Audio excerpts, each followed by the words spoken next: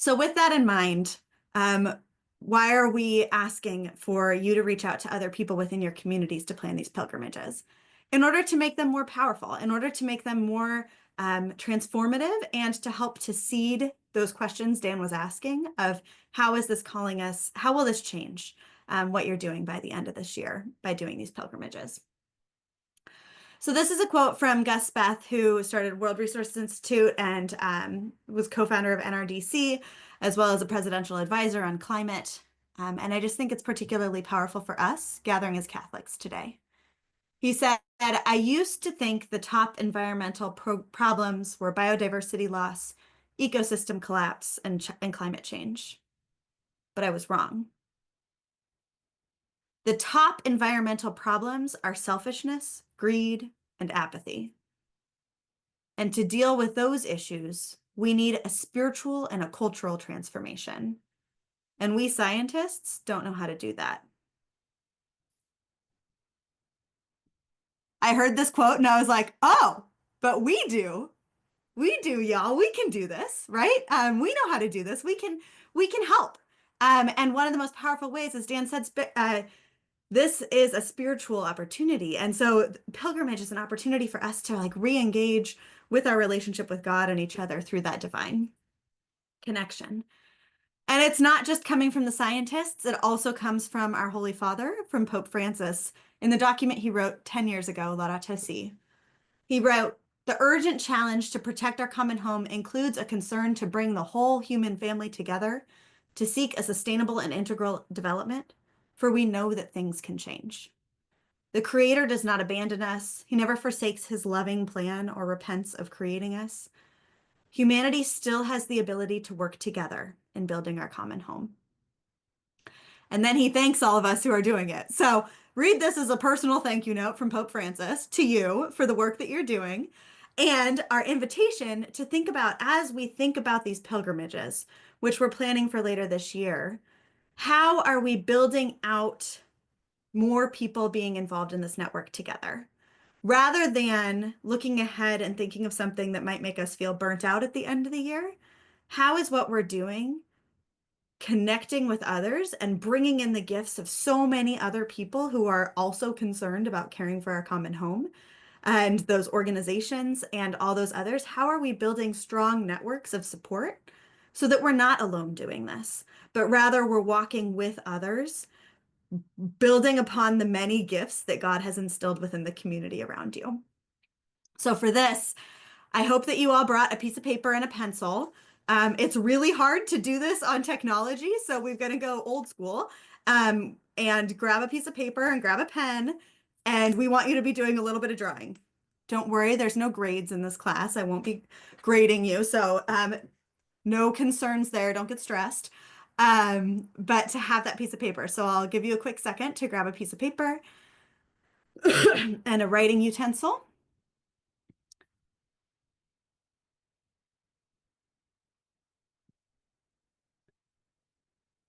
All right, I'm seeing folks with their pens. That's great. Okay, we're going to do something that we like to call network mapping. So this is an opportunity to look at the people around you within your locality, whether you think of that as your town or your city, whether you're thinking about this as your state, or otherwise. Who are the people around you? Who are the people who can help build up this support and help people know that, of course, we care about creation because we're Catholics. This isn't a standalone issue. This is deeply rooted in my understanding of God creating all of us along with all of creation. So this is what we call a network map. I'm going to talk through briefly what this looks like, and then I'll give you some time to work on it a little bit later. So just so you know. So for our Pilgrimage of Hope for Creation that we're planning for this year, think about the other groups that are around you. And cognizant that these categories may not be relevant for everyone, just, take what matters, take what's relevant, leave what's not. Thinking about who are some of the schools and universities, elementary schools, high schools, universities that are around you, that either are Catholic or perhaps have a Catholic Newman Center or have a Catholic club on campus.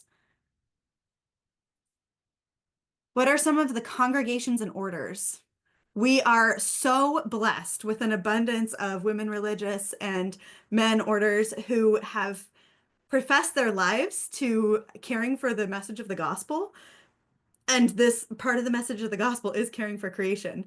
And we have so much wisdom around us. So, who are some congregations and orders in your locality, in your space?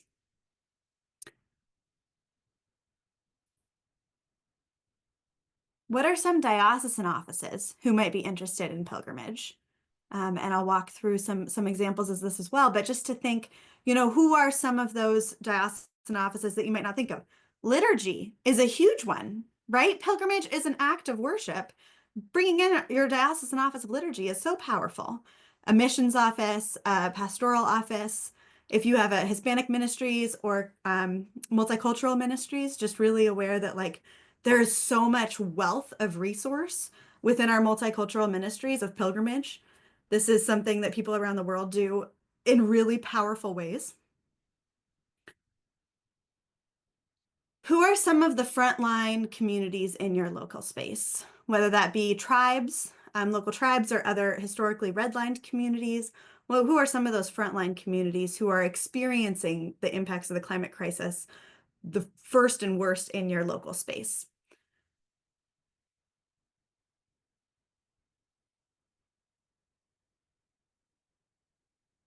I'm loving seeing people writing down as they're going. This is great. You all are following instructions very well.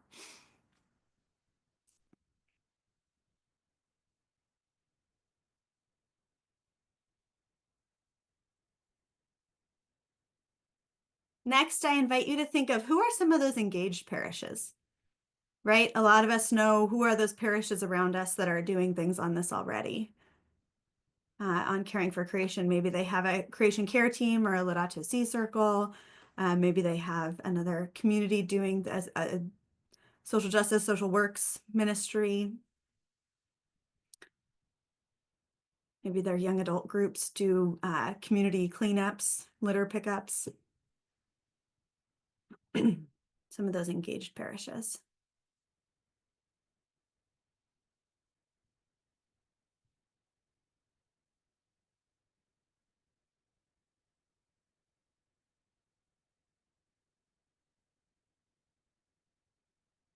Maybe your mind goes here already. Maybe this is a bit of a stretch, but I invite you now to think of some of the politicians. Who are some of the local elected officials in your city, in your community, maybe on your city board, who might be interested in something like this? I know I live in Seattle, and I like to know who of my elected officials are Catholic, who I might be participating in the Mass with, um, and definitely our state Catholic conferences. We have people who are committed to making sure that the legislation that passes through our states is upholding gospel values. And part of those gospel values, as we mentioned, is caring for creation. And so how are we engaging with our state Catholic conferences around this?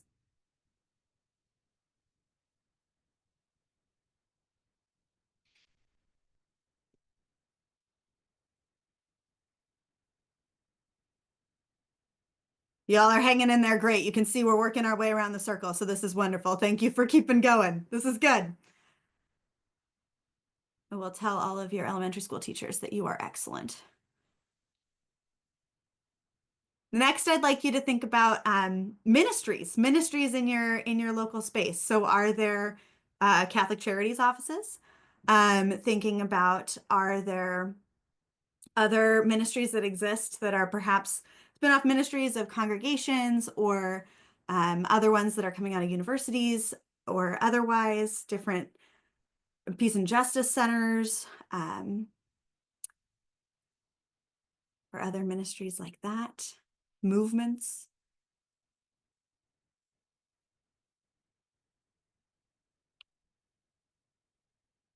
And then I would invite you also to write down your bishop, your archbishop, your auxiliary bishops, whoever is that the leader of the flock for your geographical region. Every bishop is responsible for everything within his geographic region. And so that includes all of creation as well.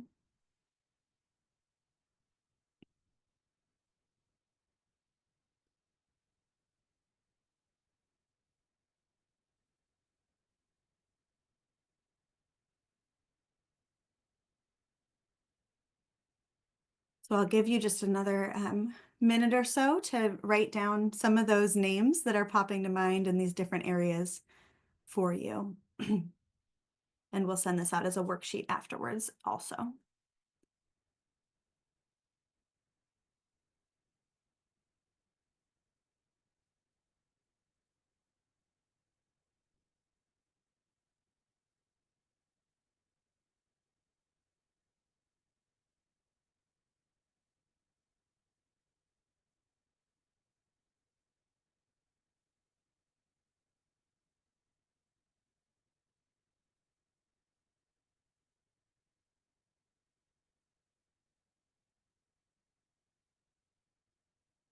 So as you continue to write, I'll walk through a little bit of one that we did in advance of this, just to start maybe helping you think of who were some of the people that maybe didn't come to mind at your first go around.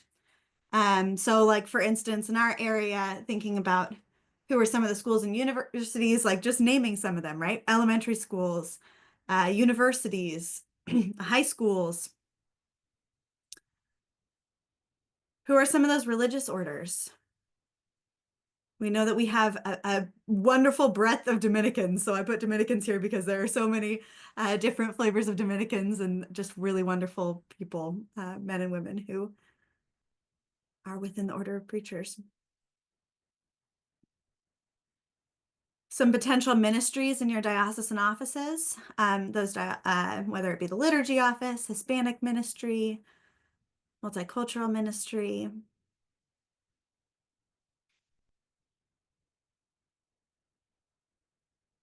For those frontline communities, maybe write down your tribe, the tribe of the land that we've done so many webinars. We'll write down, who are on whose ancestral lands do we live? So maybe write down that tribe or other frontline communities that are around you.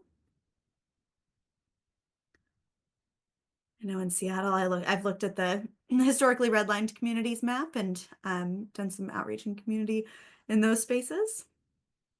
Some really, really incredible ministries that I didn't know about before I started doing specific outreach in those ways. Those engaged parishes. And then maybe you've heard of like a slight reach parish. Maybe there's somebody that you heard about at a certain parish that you're like, oh, I've heard that this person's interested, but maybe they're spinning a little bit. How do we start to build up this network of support?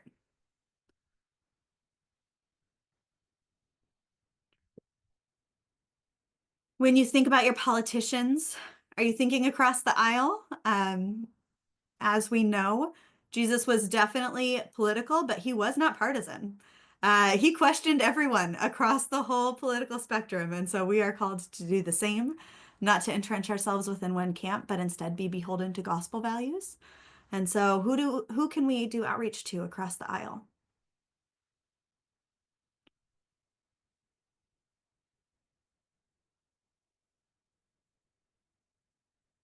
Some potential ministries. Knights of Columbus. They've done some really amazing work around caring for creation. Jesuit volunteers. Do you have any Jesuit volunteers in your community or other postgraduate volunteer communities or JV Encore? Who are some of those? Or, and I know in my town, there's a really active former Jesuit volunteer community.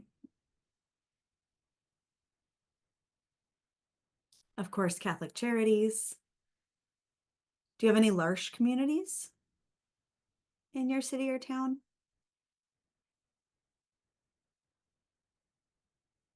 Or Catholic worker houses? You have any CCHD sites that might be of particular interest to reach out to? And then, of course, not just your the bishop who is most known in your diocese, but the maybe auxiliary bishops or emeritus, other men you can engage from that space.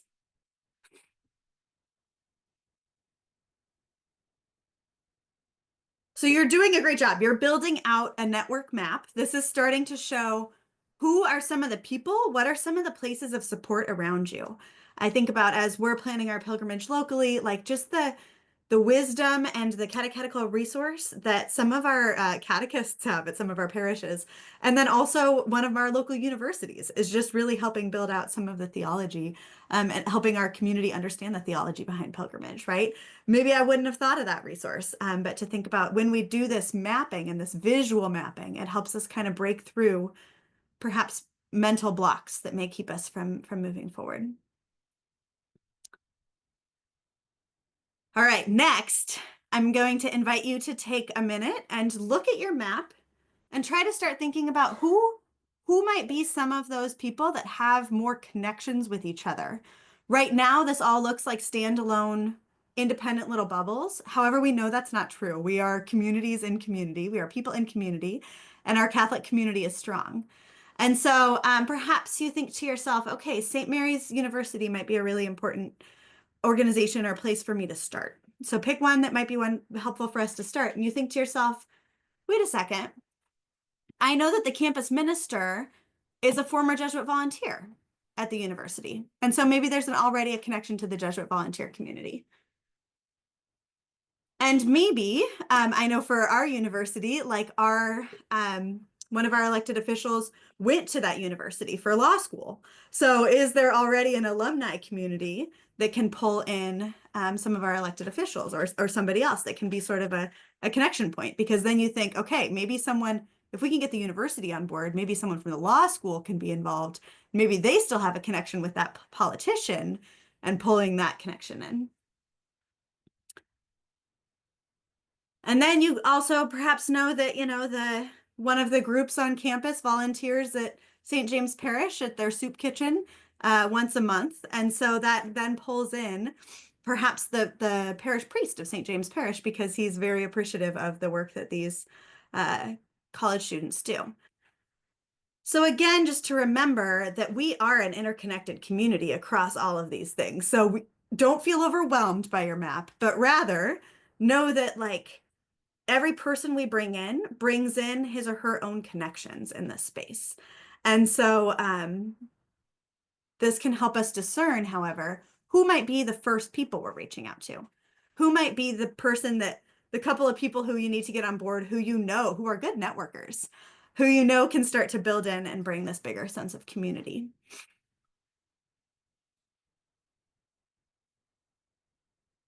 So I'll give you a minute just to start to think about what are the connections that you know.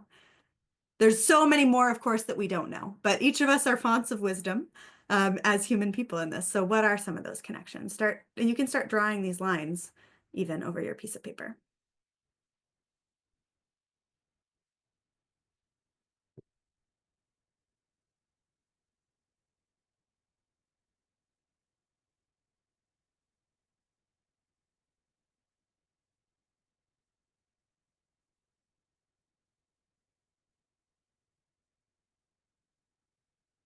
All right. And I know we're moving through this quickly, but again, we'll send out these slides afterwards so you can continue to work on this. As you think about that organization where that individual works or that individual of some of those first outreach people, those networkers, those people who you feel like you could get on board early, who could start pulling in their networks to build this broader network of support to make your pilgrimages really successful and help to build that community for the long term. Here are just some questions to think about as you think about approaching to that person. It's really helpful as we walk into these relationships. Many of you know this. I'm totally saying things that you all know as well, but to help identify their why. Why would they be interested in caring for creation? Why would they be interested in being a part of these pilgrimages, right? This isn't something brand new, but rather what's their why? What would pull them in? What's their organizational interest in doing a pilgrimage? I know from initial conversations around this, many people have said, well, maybe it's a thing that can be done in a public witness of faith that might bring more young people in because it's such an area of concern for so many young people. And so doing something like this might inspire universities to be a part of this. Pulling in the witness of all this frontline communities, of course, right? Like what's their organizational interest in doing a pilgrimage? And to help identify this, what's their mission and what are their values? You can go to their website and look it up. That's often a motivational piece, is that as you're having those initial conversations with people to say, like, I know that this is part of your mission statement here. Like when I was reading your mission statement, I was really inspired by this piece. And you've already set yourself apart, because how many people read an organizational mission statement before you go and meet with someone if it's not a job interview? So you're already showing that you're well researched, you're someone that they can trust. For the person you're reaching, what are their main focus areas of work? Is it young people? Is it Hispanic ministry? Is it theology? And how does that connect to pulling into the pilgrimage, right? So how we're talking about why you should be interested in this. And then kind of a wild card question, but one of my favorites, what keeps them up at night? What's their concern?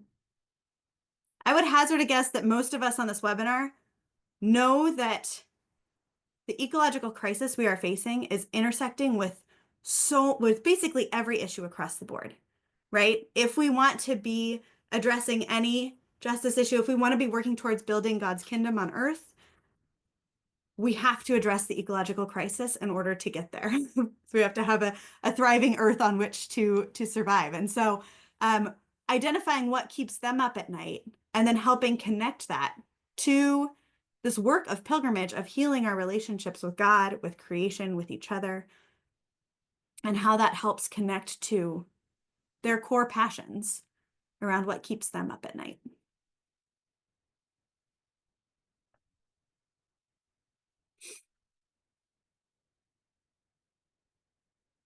A couple of quick questions, and we'll send these out afterwards just to think as well. Some people maybe need approvals to move forward. And so as you think about who's your first person of reaching out to, who do you need an approval from? And is there a relationship you want to start building first around getting those approvals? We are still, some pilgrimages are going to be happening early, but we're still six to 7 months out from these pilgrimages happening. So you got some good time if we start now to start thinking about how to move some of these approvals through without pushing urgency. So sort of a to-do step-by-step list of starting to act and starting to build these communities that the scientists are calling for, but also Pope Francis and our Gospels are calling for. Think about Jesus when he did his ministry. What was the first thing he did? Is he gathered his disciples around him. He gathered the group of people he was going to be walking with. So let's do the same. So seeking approvals that you might need. Setting that first meeting date so you know when you're going into those conversations, what are you inviting someone into? Setting up and having these one-to-one conversations.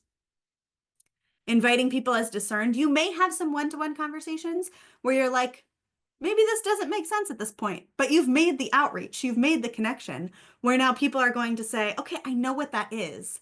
And I remember that this person reached out to me about it. So I've started to build that connection and that network.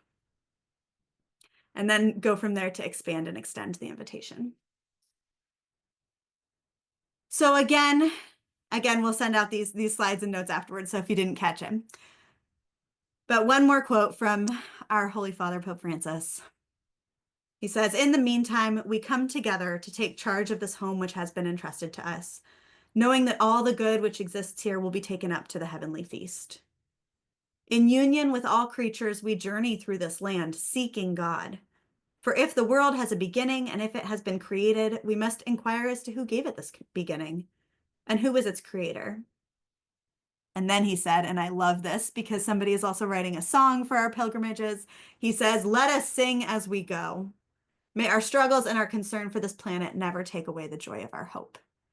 And so to recognize, as we are called to, is that this should be fun. Like, yes, there will be stressful moments and hard parts of this, and like caring for creation in this space, in this time of so much heartbreak as we watch ecological destruction happening in so many ways, that God calls us to joy and hope, and that by coming together in community, we're able to do that.